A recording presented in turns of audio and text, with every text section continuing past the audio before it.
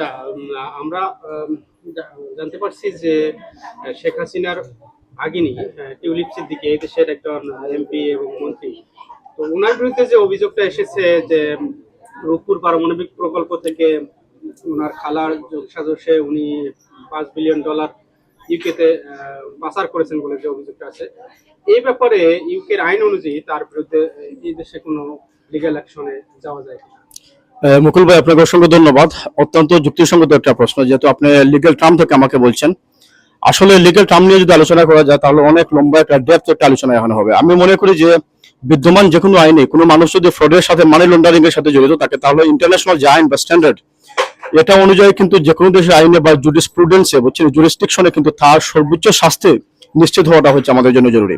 আর আপনারা জানেন যে টিউলিপ সিদ্দিক নয়, শুধু টিউলিপ সিদ্দিক নয়, এই পরিবারের সাথে সংশ্লিষ্ট প্রতিটা মানুষই কিন্তু বাংলাদেশ থেকে টাকা পাচারের সাথে তারা সরাসরি জড়িত, ইনডিরেক্টলি ও ডিরেক্টলি।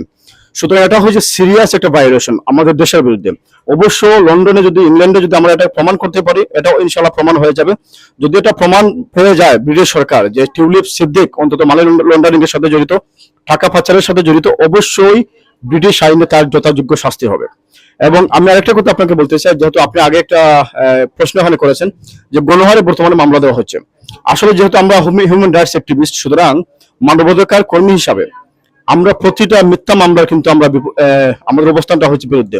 আমরা চাই না যে কোনো মানুষ অন্তত মিথ্যা মামলা নিয়ে বেঁচে থাকুক, কোনো মানুষ মিথ্যা মামলার সম্মুখীন হোক। যে কোনো দল করতে পারে, আওয়ামী লীগ করতে পারে, বিএনপি করতে পারে, জামাত ইসলামী করতে পারে, জাতীয় পার্টি করতে পারে। আমরা চাই প্রতিটা মানুষের মৌলিক অধিকার নিশ্চিত হোক। কোনো মানুষ যাতে মিথ্যা মামলায় বিএনপির মতো, জামাতের মতো, এরকম মনে করেন যে বিএনপির প্রতিটা কর্মী এবং জামাতের প্রতিটা কর্মীর আপনি ইতিহাস দেখেন, মিথ্যা মামলার কারণে কিন্তু তাদের জীবনটা একেবারে ধ্বংসের পথে হয়ে গেছে, আপনারা জানেন। সুতরাং আমরা চাই না যে এই ধরনের রেজিম বাংলাদেশে আবার ফিরে আসুক।